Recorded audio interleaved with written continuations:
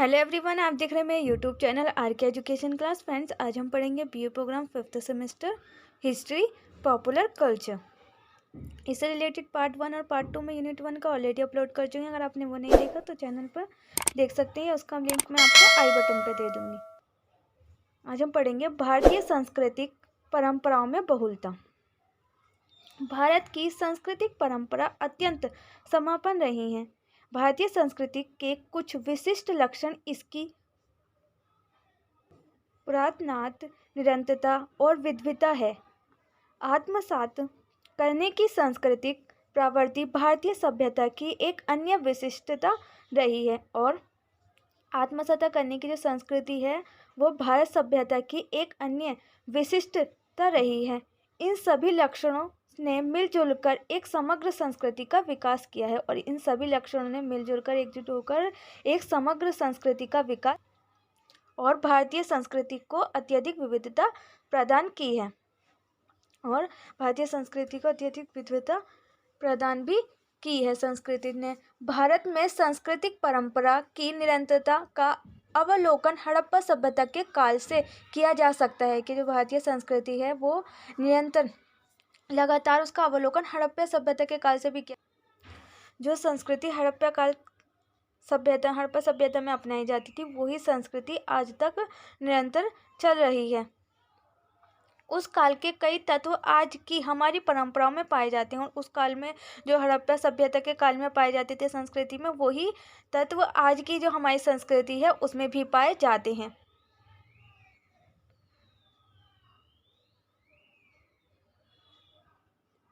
Mesopotamia और मिस्र की सभ्यताओं के साथ साथ हड़प्पा सभ्यता संसार की प्राचीनतम सभ्यताओं में से एक है। मिस्र की सभ्यता के साथ साथ जो हड़प्पा सभ्यता है वो संसार की मतलब विश्व की सबसे प्राचीनतम सभ्यता है।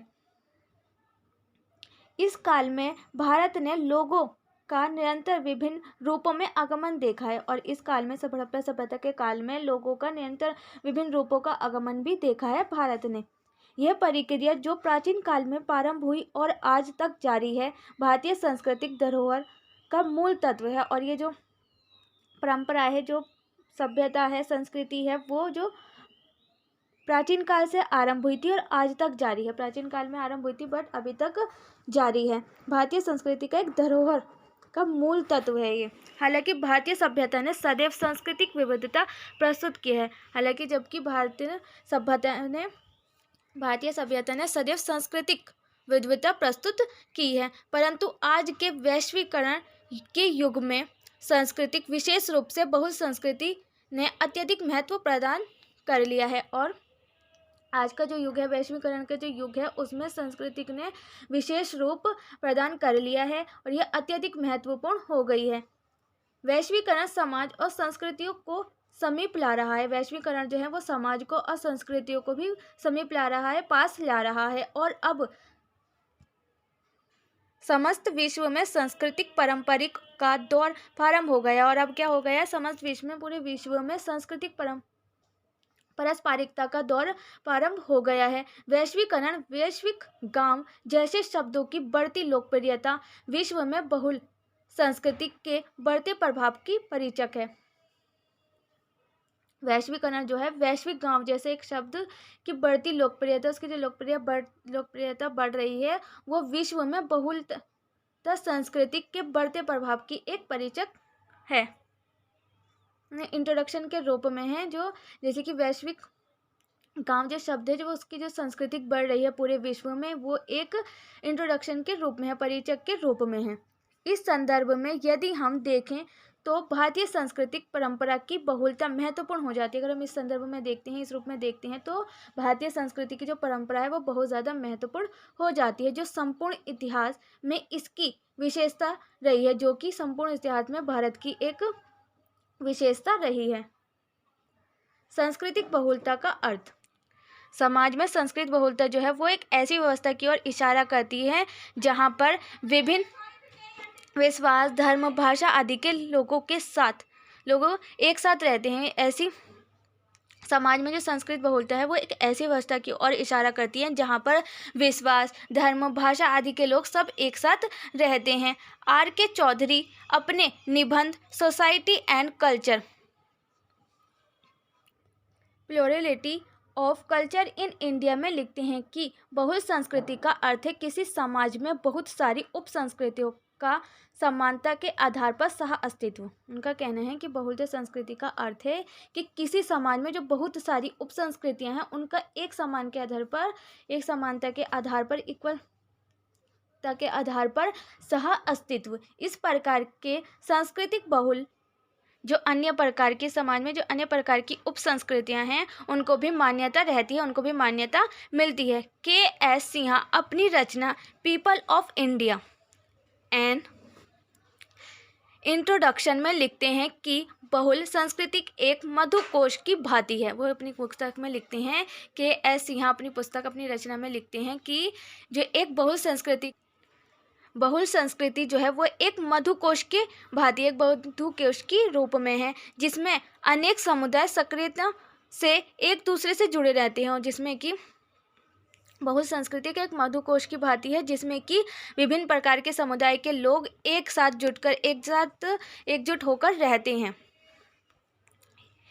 एक दूसरे के स्थान, भावनाएं और सांस्कृतिक तत्वों को साझा करते हैं, एक दूसरे के स्थान को साझा करते हैं, प्लेसेस को साझा करते हैं, अपनी भावनाओं को साझा करते हैं और अपने सांस्कृतिक तत्वों को साझा करते हैं। भिखु परेख अपनी कृत रीति किंग मल्टीकल्चरलिज्म में इसे और सरलता से व्यक्त करते हैं, अपनी रचना में, अपनी कृति में, और इसे सरलता से व्यक्त करते हैं। वे कहते हैं कि बहुलता का निर्माण तब होता है जब विभिन्न संस्कृतियां किसी व्यवस्था में बिना विलय के और अपनी विभिन्न पहचान बनाए रखते हुए सह अस्तित्व भावना के साथ रहती हैं। ये विभिन्न संस्कृतियां समाज की उप संस्कृतियां कही जा सकती हैं। ये जो विभिन्न संस्कृतियां हैं जिसमें कि बिना किसी भेदभाव के लोग रहते हैं, अपनी संस्कृतियों को साझा करते हैं, अपनी भावनाओं को साझा करते हैं, तो वो ही संस्कृति बहुलता संस्कृति कहते हैं, जिसमें कि वे अपने सह अस्तित्व भावना के साथ रहते हैं एक दूसरे के साथ। और ये विभिन्न संस्कृतियां जो हैं वो समाज की उप संस्कृतियाँ भी कही जा सकती हैं, इनको उप संस्कृतियाँ भी कह सकते हैं। और इस प्रकार ये उप संस्कृतियाँ जिसका लोग अनुसरण करते हैं वे सांस्कृतिक विविधता की धारणा को प्रस्तुत करती हैं, और ये संस्कृतियाँ हैं, विविधता की जो धारणा है उसको प्रस्तुत करती हैं उप संस्कृतियाँ। भिखु परेख सांस्कृतिक बहुलता और बहुसंस्कृतिवाद के बीच के अंतर को भी स्पष्ट करती है, इन दोनों के बीच के डिफरेंस को भी प्रस्तुत करते हैं। उनके अनुसार बहु संस्कृतियाँ वे हैं जिसमें भिन्न भिन्न संस्कृतियाँ साथ साथ रहती हैं। बहुल संस्कृतियाँ वे हैं जिसमें कि भिन्न भिन्न संस्कृतियाँ, डिफरेंट संस्कृतियाँ वो एक साथ रहती हैं, एकजुट होकर रहती हैं, परंतु उनमें से कुछ अपना वर्चस्व स्थापित कर लेती हैं। पर कुछ जो है उनमें से ही, उन्हीं संस्कृतियों में से जो कुछ संस्कृतियाँ हैं वो अपना वर्चस्व स्थापित कर लेती हैं, अपना वर्चस्व बना लेती हैं। अतः ऐसे समाज में बहुलता ही तो रहती है, ऐसे समाज में बहुलता तो रहती है परंतु समानता नहीं होती। ऐसे समाज में बहुलता तो होती है बट समानता नहीं होती, इक्वलिटी नहीं होती। अन्य शब्दों में इस प्रकार की सांस्कृतिक व्यवस्था में सभी संस्कृतियों की समान भागीदारी नहीं हो पाती, और इस प्रकार की जो संस्कृतियाँ होती हैं जिसमें कि कुछ संस्कृतियाँ अपना वर्चस्व बना लेती हैं, उनमें सभी संस्कृतियों की समान भागीदारी नहीं होती, सभी को इक्वल भागीदारी, इक्वल इम्पोर्टेंस नहीं होती है। वहीं बहुसंस्कृतिवादी समाजों में एक आदर्श के रूप में सभी संस्कृतियों को समान माना जाता है, लेकिन जो बहुसंस्कृतिवादी समाज है उन्हें सभी संस्कृतियों को एक आदर्श के रूप में उन्हें समान माना जाता है, इक्वल माना जाता है। भिखु परेख अपने कथन को आगे बढ़ाते हुए कहते हैं कि यह ध्यान में रखा जाना चाहिए कि जो अंतर स्पष्ट किए गए वे केवल आदर्श स्थितियों में ही कायम रह सकते हैं। और जो वो ये कहते हैं कि जो ये अंतर स्पष्ट किए गए, अंतर को बताया गया है, वे केवल आदर्श स्थितियों में ही कायम रह सकते हैं और किसी में नहीं। उदाहरण के लिए भारत में दोनों प्रकार के सांस्कृतिक लक्षण देखे जा सकते हैं। उदाहरण के लिए हम कह सकते हैं भारत में, इंडिया में दोनों प्रकार के जो सांस्कृतिक लक्षण हैं उनको देखा जा सकता है। इम्तियाज़ अहमद भी सांस्कृतिक बहुलता और बहुसांस्कृतिकवाद के माध्यम के अंतर को उजागर करते हैं। भारत के संदर्भ में वे दो प्रकार की सांस्कृतिक प्रक्रिया के संचलन की बात करते हैं। दो प्रकार की सांस्कृतिक जो संचालन में है उनकी बात करते हैं। एक सजातीय राष्ट्र और दूसरा राष्ट्रीय राज्य। एक तो सजातीय राष्ट्र और दूसरा है राष्ट्रीय राज्य। प्रजातीय बहुलता ने भी भारतीय संस्कृति को विविधता प्रदान करती है, विविधता प्रदान की है। भारत में उनके अनुसार अनेक प्रकार की प्रजातीय बहुलता विद्यमान है। उनके अनुसार भारत में अनेक प्रकार की प्रजातीय बहुलता विद्यमान है, जो अलग अलग आकारों, संस्कृतियों और धारणाओं के अनेक प्रजातीय समूह से परिलक्षित होती हैं, जो कि अलग अलग आकारों में, अलग अलग संस्कृतियों और अलग अलग धारणाओं के अनेक प्रजातीय समूह में परिलक्षित होती हैं। प्रजातीय बहुलता के कारण कई विद्वानों ने भारत को एक राष्ट्रीय राज्य की अपेक्षा राज्य राष्ट्र के रूप में समझने का प्रयास किया है। और प्रजातीय बहुलता के कारण कई विद्वानों ने क्या कहा है, भारत को एक राष्ट्रीय राज्य की बजाय राज्य राष्ट्र के रूप में समझने का प्रयास किया है। भारतीय सभ्यता अथवा भारतीय राष्ट्रवाद। भारत विविध स्तरों की संस्कृति के एक विस्तारित जनसंख्या वाला उपमहाद्वीप है। भारत जो है वो विविध प्रकार की संस्कृतियां हैं, उसके विस्तारित जनसंख्या वाला एक उपमहाद्वीप है। भारत के लोगों के मानव शास्त्रीय ज्ञान से यह प्रकट होता है कि लगभग सभी ज्ञात समूह अतीत में भिन्न भिन्न समूह में अपनी भाषा, धर्म एवं संस्कृति के साथ भारत अवर्जित हुए हैं। कि लगभग सभी ज्ञात समूह जो हैं वो अतीत में भिन्न भिन्न समयों, भिन्न भिन्न समस्या, भिन्न भिन्न समय, भिन्न भिन्न टाइम में अपनी अपनी भाषा, अपने धर्म, अपनी संस्कृति के साथ भारत अवर्जित हुए हैं। क्योंकि जहाँ प्रचुर स्थान है, क्योंकि यहाँ पर उनका प्रचुर स्थान है। अवर्जित सांस्कृतिक एवं जातीय समूह बिना किसी अवरोध के आगे बढ़े हैं। और अवर्जित संस्कृति एवं जातीय समूह जो हैं वो बिना किसी अवरोध के आगे बढ़े हैं और दूर तक भीतरी क्षेत्रों में प्रविष्ट हुए हैं, और दूर तक भीतरी क्षेत्रों में भी प्रविष्ट हुए हैं। इस प्रकार विभिन्न सांस्कृतिक समूहों ने एक दूसरे को नष्ट नहीं किया। और इस प्रकार हम कह सकते हैं जो विभिन्न दूसरे समूह थे, संस्कृतियाँ थी, उन्होंने एक दूसरे को नष्ट नहीं किया, एक दूसरे को बर्बाद नहीं किया, अपितु वर्तमान आबादी के मुख्य अवयवों में स्वयं को संगठित किया और साथ रहने जारी रखा। और उन्होंने स्वयं को संगठित किया, एकजुट किया और साथ रहना ही जारी रखा। जाति प्रणाली ने भी विभिन्न जातीय, सामाजिक एवं सांस्कृतिक समूहों को पृथक रखने में सहायता प्रदान की। और जो जाति प्रणाली थी उन्होंने भी विभिन्न जातीय, सामाजिक एवं सांस्कृतिक समूहों को पृथक रखने का प्रयास किया, उनमें भी सहायता की उनकी, क्योंकि इसने एक दूसरे के साथ सम्मिश्रण को प्रभावकारी ढंग से रोका, क्योंकि उसने एक दूसरे को साथ प्रभावकारी ढंग से रोका। इस प्रकार भारत की आबादी काफ़ी भिन्न है। इस प्रकार हम कह सकते हैं भारत की जो आबादी है वो काफ़ी भिन्न है। विभिन्नता एवं विविधता संपूर्ण उपमहाद्वीप, प्रत्येक राज्य एवं जिले, प्रत्येक नगर एवं ग्राम में प्रविष्ट हैं। और इस प्रकार हम कह सकते हैं कि भारत की आबादी जो है वो काफ़ी भिन्न है, काफ़ी डिफरेंट है। और विविधता संपूर्ण उपमहाद्वीप, प्रत्येक राज्य एवं जिले, प्रत्येक नगर एवं ग्राम में प्रविष्ट है। कोठारी के अनुसार केंद्रीकृत राजनीतिक प्राधिकार की अनुपस्थिति में यह भारतीय सभ्यता का उपक्रम था। कि कटोरी के अनुसार कहना है, उनका कहना है कटोरी का, कि केंद्रित राजनीतिक प्राधिकार की अनुपस्थिति थी जब, तो यह भारतीय सभ्यता का एक उपक्रम था जिसने संसंजन प्राप्त किया तथा महाद्वीपीय आकृति के समाज में विभिन्न उप प्रणालियों को एक साथ रखा। और महाद्वीप आकृति के समाज में भी विभिन्न उप प्रणालियाँ जो थी उनको एक साथ रखा। इस प्रकार भारतीय सभ्यता को एक रूप करने वाली शक्ति शासन की राजनीतिक विचारधारा की अपेक्षा बहुसांस्कृतिक एवं भाषाई विविधता की यह स्वीकृति थी। और इस प्रकार भारतीय सभ्यता को एक रूप करने के वाली जो शक्ति थी वो शासन की राजनीतिक विचारधारा की अपेक्षा जो बहुसंस्कृति एवं भाषाई विविधता थी वही ये स्वीकृत थी, एक्सेप्टेबल थी।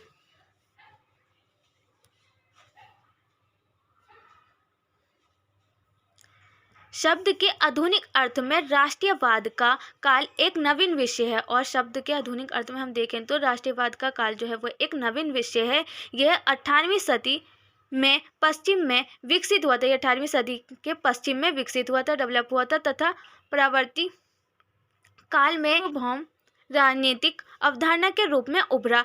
अंग्रेजों द्वारा आर्थिक एकीकरण के पश्चात किए गए राजनीतिक एवं प्रशासनिक एकीकरण में इसकी खोज की जा सकती है। और अंग्रेजों द्वारा जो आर्थिक और एकीकरण के पश्चात जो किए गए राजनीतिक एवं प्रशासनिक जो एकीकरण थी, इसमें इसकी खोज की जा सकती थी। और इस ऐतिहासिक परिवर्तनकारी बिंदु पर अंग्रेजी शिक्षा, यूरोपीय विज्ञान एवं दर्शन के प्रचलन के साथ ही भारत में राष्ट्रीय के रूप में तथा अपने अतीत की संस्कृति के प्रति स्वाभिमान का विकास हुआ। और इस प्रकार ऐतिहासिक परिवर्तनकारी बिंदु पर अंग्रेजी शिक्षा के द्वारा यूरोपीय विज्ञान एवं दर्शन के प्रचलन के साथ ही भारत के राष्ट्रीय के रूप में तथा अपने अतीत की संस्कृति के प्रति स्वाभिमान का विकास हुआ था।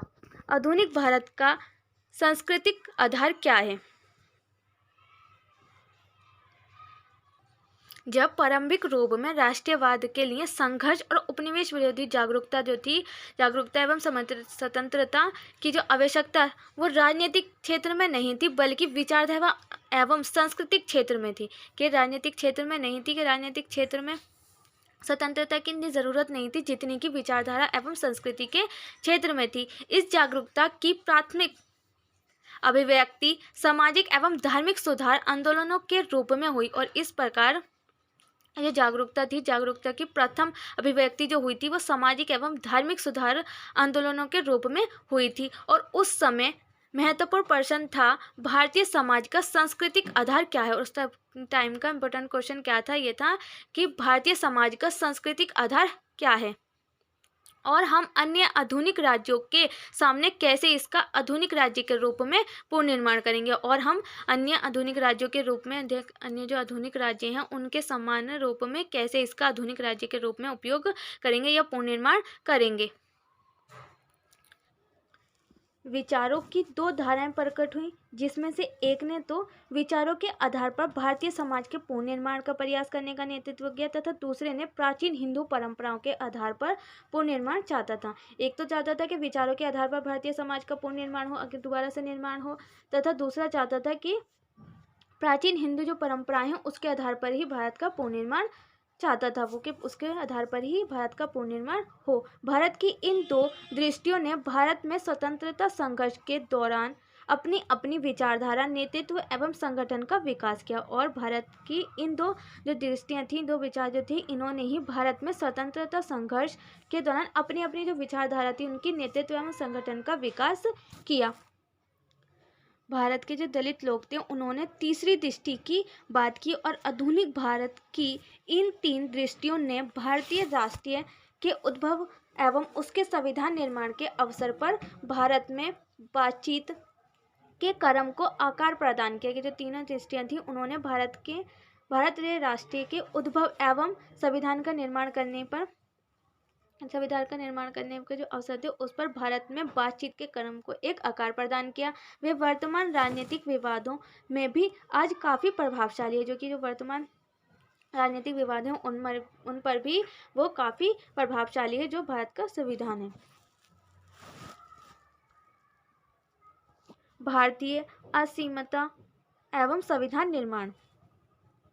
स्वतंत्र आंदोलन के दौरान आधुनिक भारतीय राज्य के निर्माण में जो तीनों जो दृष्टियां थी वो सक्रिय प्रभावशाली थी। और स्वतंत्र भारत में असीमता के संदर्भ में सतत बातचीत हुई। लगभग 3 वर्षों के विचार विमर्श के पश्चात संविधान सभा ने विश्व के सबसे बड़े उदारवादी प्रजातंत्र के लिए 26 नवंबर 1949 को एक संविधान स्वीकार किया।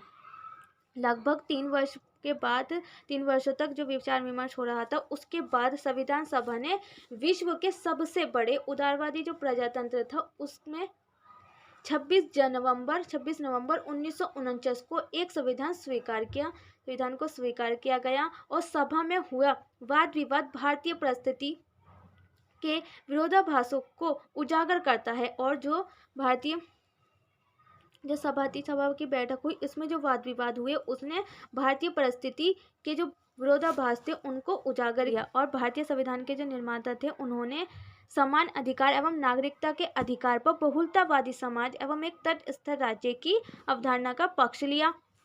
भारतीय संविधान को सच में एक धर्मनिरपेक्ष एवं बहुसांस्कृतिक संविधान के रूप में वर्णित किया जा सकता है। भारतीय संविधान को सच में एक धर्मनिरपेक्ष एवं बहुसंस्कृति संविधान के रूप में वर्णित किया जा सकता है। और इस संविधान में धार्मिक, सांस्कृतिक एवं भाषाई अल्पसंख्यकों को मान्यता एवं संरक्षण प्रदान किया गया।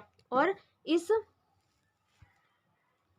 संविधान में धार्मिक, सांस्कृतिक एवं भाषाई अल्पसंख्यकों को मान्यता एवं संरक्षण प्रदान किया गया एवं अल्पसंख्यकों के प्रति समता, समान, निष्पक्षता एवं अभेदभाव को राज्य का मार्गदर्शक सिद्धांत बनाते हुए भिन्नता को मान्यता दी गई। और इस संविधान में अल्पसंख्यकों के प्रति समान, निष्पक्षता एवं अभेदभाव को राज्य का मार्गदर्शक सिद्धांत बनाते हुए भिन्नता को मान्यता दी गई कि उनके साथ कोई भी भेदभाव नहीं किया जाएगा अल्पसंख्यकों के साथ।